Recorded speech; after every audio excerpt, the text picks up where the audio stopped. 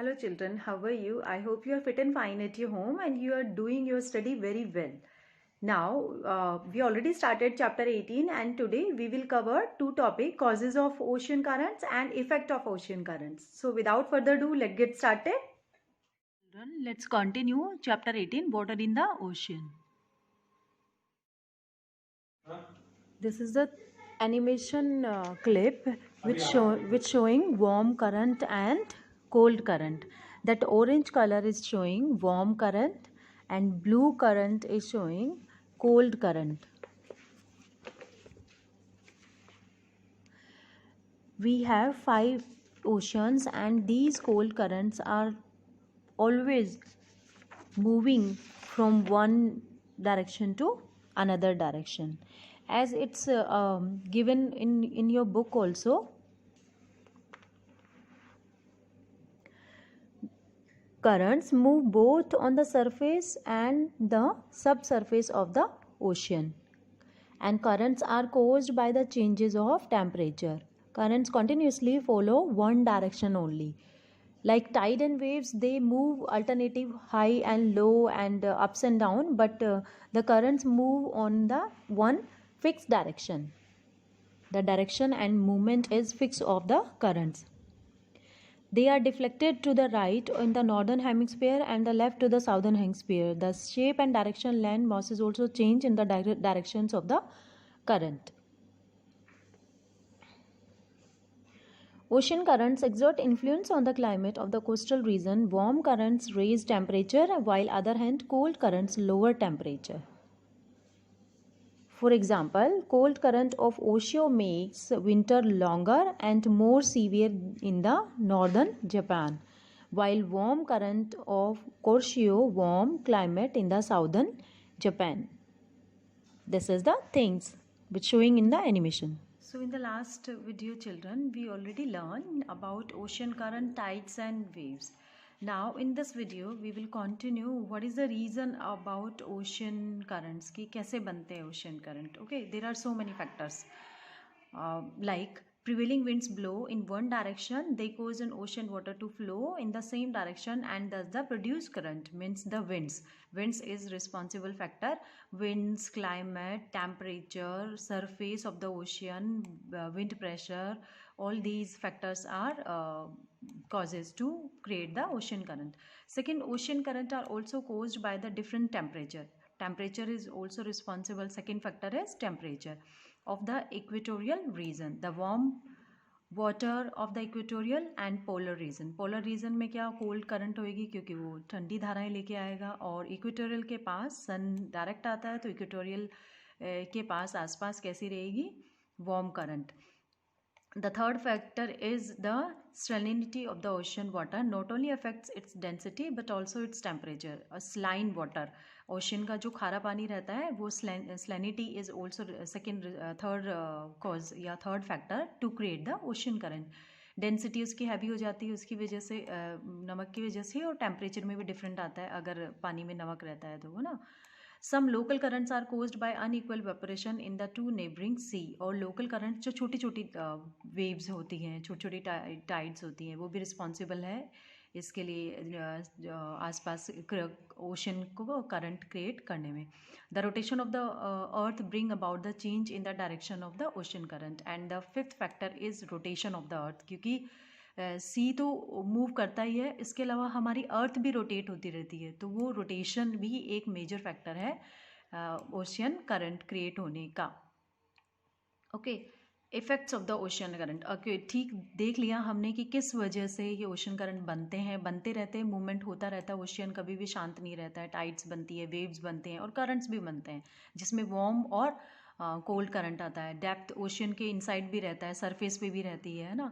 तो अब इसके इफ़ेक्ट्स क्या क्या है, मतलब उसकी क्या कॉन्सिक्वेंसेज होते हैं, क्या रिजल्ट होता है ना. ओशन करंट्स के मैनी फैक्टर्स हैं. Ocean currents exert influence the climate of the coastal reason. जो आसपास कोस्टल रीजन का जो आसपास क्लाइमेट है वो ओशन करंट की वजह से चेंज होता है, या तो हॉट रहता है या कोल्ड रहता है ना. क्लाइमेट चेंज में या टेम्परेचर चेंज में ओशन करंट्स मेन फैक्टर या अपनी भूमिका निभाता है. Second, countries influenced by warm current receive more rainfall because passing over them observe lot of moisture. अब जिन कंट्री के आसपास गर्म धाराएं बहती है या वार्म करंट रहता है उस कंट्री में दे रिसीव मोर रेनफॉल. क्यों? क्योंकि वो आसपास क्या करते हैं, observe a lot of moisture. वो जो धाराएं हैं लॉट ऑफ मॉइस्चर ऑब्जर्व करती है अपने आप पे. मॉइस्चर रहेगा तो ऑब्वियसली वेपोरेशन होगा, बादल बनेंगे, बारिश होंगे. तो जहाँ पे कोल्ड करंट गुजरती है धाराएं उसके आसपास बारिश ज़्यादा होती है. और जहाँ ठंडी धाराएं रहती है वहाँ पे खुश्क वाला ड्राई सीजन रहता है, कोल्ड रहता है, वहाँ पे बारिश कम होती है ना, जहाँ पे कोल्ड करंट रहता है. और warm current receive more rainfall. Third effect is the ocean of the influence of warm current harbor in cold country remain open all the year round, and so trade can be carried on throughout the year, like harbor of Great Britain and Norway remain open all year round on account of warm Gulf Stream. अब जिन harbours की पास ठंडी धाराएं बहती है उसकी आसपास की country means trading route, सी root हमेशा ओपन रहता है ट्रेडिंग के लिए, कभी भी वो बंद नहीं होता है ना. जैसे Great Britain harbour, Great Britain का हार्बर है और नॉर्वे का हार्बर है, पोर्ट हो गया नॉर्वे का, वो remain open all over the year for the trading. Okay. On the other hand, Labrador coast remain ice bound account of the influence cold Labrador current. और जो लाबरडर की ठंडी धाराएं हैं वो थोड़ी आइस बाउंड रहते हैं, बहुत सारे आइसबर्ग्स रहते हैं जो कि शिप के ट्रेडिंग के लिए या शिप्स के लिए वो सूटेबल नहीं है. आइसबर्ग या कोल्ड करंट या वो जो रूट है जो इन्फ्लुएंस रहता है कोल्ड करंट से वो सूटेबल नहीं होता. वार्म करंट सूटेबल होता है. Next, the currents influence navigation also. और करंट्स जो है हमेशा नेविगेशन भी शो करते हैं क्योंकि एक मूवमेंट बना रहता है ओशियन में, और जिस मूवमेंट एक पर्टिकुलर कांस्टेंट डायरेक्शन रहता है करंट का, तो करंट जो ओशियन करंट्स है वो चेंज नहीं होती है, बार बार डायरेक्शन चेंज नहीं करता है. तो डायरेक्शन की वजह से शिप्स को स्पीड मिलती है, शिप्स को आगे बढ़ने की वो फोर्स मिलता है, उनका टाइम और फ्यूल दोनों बचता है. Ship selling along the current pickup A greater speed. जहाँ पे वो करंट्स कंटिन्यू चलते हैं वहाँ पे क्या शिप्स की स्पीड जल्दी होती है, वो धीरे नहीं होती, और फ्यूल और टाइम दोनों बचता है इस तरीके से. Warm currents help navigation bye melting the dangerous icebergs. और वार्म करंट हेल्प करती है जो डेंजरस आइसबर्ग्स होते हैं उनको मेल्ट करने में. ओशन में मेल्ट हो जाता है आइसबर्ग तो विजिबिलिटी अच्छी हो जाती है और शिप्स स्मूथली ओशन में चलती है. अदरवाइज आइसबर्ग की वजह से एक्सीडेंट हो सकता है. जैसे हमारे यहाँ पे एक एग्जांपल टाइटैनिक शिप है, वो आइसबर्ग के टकराने से टूट गई थी और जो डूब गई थी, एक मूवी भी है उस पर, है ना. तो आइसबर्ग इज़ वेरी डेंजरस और वार्म करंट उनको क्या करती है, पिघला देती है. तो वार्म करंट इसमें भी हेल्प करती है. Next, the best fish are found in the cold shallow waters. The cold current carry the fish warmer region and promote the fish trade. Next जो इफेक्ट्स है या प्रॉफिट है कोल्ड करंट का, वो फिशिंग ट्रेड्स के लिए है कि जहाँ पे दोनों धाराएं मिलती है वो सूटेबल होता है फिशिंग के लिए. फिशिंग जो सीरी कल्चर रहता है जहाँ पे प्रमोट फिश ट्रेड रहती है, वहाँ पे बहुत सारी फिशेज रहती है जहाँ पे दोनों धाराएं मिलती है. वार्मर रीजन में ज़्यादा रहती है, लेकिन जहाँ दोनों धाराएं मिलेंगी वहाँ पे बहुत बल्क में फिशेज होती हैं क्योंकि वो टेम्परेचर और जो वाटर की डेंसिटी और टेम्परेचर है वो सूट करती है और वहाँ पे जल्दी से बढ़ती हैं फिशेज और ब्रीड होती है. Dense fog are produced where cold and warm current meet together. और जहाँ पे दोनों धाराएं मिलती हैं वहाँ पे क्या होता है, डेंस फोग बन जाता है ना. फोगी हो जाता है, विजिबिलिटी कम हो जाती है. Such fogs reduce visibility, they prove very dangerous for the ship. और ऐसे जो फोग बनते हैं वो डेंजरस होते हैं शिप्स के लिए.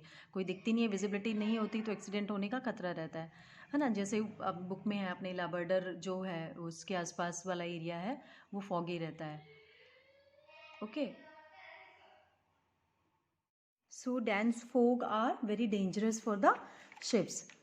There is one example is given in book, the near Newfoundland, as a result of melting the cold Labrador current and the warm Gulf Stream,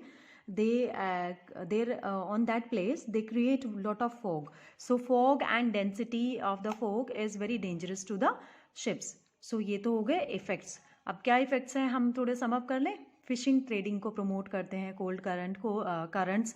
और करंट्स ओशन करंट की वजह से, ओशन क्या रहता है, ओशन में मूवमेंट रहता है और ओशन कभी जमता नहीं है ना. और ये है। और तीसरा क्या है, शिप्स की फ्यूल और टाइम दोनों बचता है, क्योंकि करंट की वजह से शिप को स्पीड मिलती रहती है ना। चौथा अगर हम इफेक्ट्स माने कि फिश ट्रेडिंग के लिए बेस्ट रहता है। और वार्म करंट्स हेल्प करती है नेविगेशन के लिए, और डेंजरस आइसबर्ग्स हैं उनको मेल्ट करती है। ओके, और जो कोस्टल रीजन का क्लाइमेट है वो भी चेंज करती है कोल्ड करंट। और countries influenced by warm currents receive more rainfall. और जहाँ पे आसपास कंट्रीज में वार्म करंट बहती है वहाँ पे रेनफॉल ज़्यादा होती है। और क्लाइमेट और टेम्परेचर को तो चेंज करती ही है currents, ocean currents. So this is the today's video. Now come to the question answer. Now what are the three chief movements of the ocean of waters? हम डिस्कस कर चुके हैं पहले। 3 movements हैं। शॉर्ट क्वेश्चन नहीं है, long question है, तो आपको डिस्क्राइब करना है बेटा वेव की definition. The waves are produced by pushing action of the winds. Push action of the winds, surface पे वेव्स बनती है। Tides, the regular and alternative rise and fall is called is called tide. किसकी वजह से होती है ये हम कहते हैं ग्रेविएशन ऑफ मून के ग्रेविएशन फोर्स की वजह से टाइड्स बनती है। और अल्टरनेटिव एक राइज एंड फॉल आता है, अगर वो आगे पीछे होती रहती है टाइड्स, अगर आगे गई तो पीछे भी जाएगी। थर्ड जो मूवमेंट है ओशियन का वो है ocean currents. Ocean currents, big stream of water flowing regularly constantly in the definite direction on the surface of the ocean are called ocean currents। ये होगी ocean currents की definition, जो हमने पढ़ा causes भी और effect अभी हमने इस वीडियो में किए। नेक्स्ट क्वेश्चन आपका है what are the ocean currents and how they are formed. अब ओशियन करंट्स क्या है वही डेफिनेशन आपको लिख देनी है। पहले अपन प्रीवियस क्वेश्चन में लिख दिया है। Ocean currents, big stream of water flowing regularly and constantly in the definite direction. Wave जो है ऊपर के सरफेस पे छोटी छोटी बनती है ना, जैसे वो सी पे बीचेस पे आती रहती है, छोटी छोटी लहरें बनती है। लेकिन ocean currents, big streams of water flowing regularly constantly, और एक डेफिनेट एक पर्टिकुलर फिक्स डायरेक्शन होता है जिसमें वो बहती है सरफेस, ओशियन के सरफेस पे भी और ओशियन के इनसाइड में भी, अंडर डेप्थ में भी, called ocean currents. And they are found when the water of the ocean move from one part to another. और वो किस वजह से फॉर्म्ड होती है? They are formed when the water of the ocean move from one part to another. क्योंकि movement होता है ओशियन में, तो वो एक वाटर जो है, एक वाटर लेवल है या एक वाटर है, वो मूवमेंट करेगा, तो एक जगह से दूसरी जगह पे पूरा ओशियन हिलता रहता है, तो वो इस वजह से ये करंट्स डेवलप होती है। What are the effects of the ocean currents? अपन डिस्कस कर चुके हैं क्या इफेक्ट्स हैं ओशियंस के, ओशियन करंट के। It can influence the climate of the coastal region. Coastal region का क्लाइमेट वो चेंज करता है। Countries influenced by warm current receive more rainfall. और जहाँ कंट्रीज में वार्म करंट होती है वहाँ पे रेनफॉल ज़्यादा होती है। Third thing, the current influence navigation also. They can save time and fuel also. वो शिप्स की टाइम और फ्यूल बचाती है, स्पीड बनी रहती है, शिप्स उस पर मूवमेंट करती हैं। और फोर्थ हो गया, इट प्रमोट फिशिंग ट्रेड। और वो किस ट्रेड को प्रमोट करती है? करंट्स, वो फिशिंग ट्रेड को प्रमोट करती है। फिफ्थ अपन ये भी लिख सकते हैं कि वो कभी ओशन को जमने नहीं देती, है ना। तो this is the question and answer you have to do in your geography copy beta, and I waiting that each and every children do your homework and submit to me, and better and by this help of video and animation slides you can easily understand what the chapter is saying or what the definition is saying. So thank you children, have a nice day, take care of yourself, bye.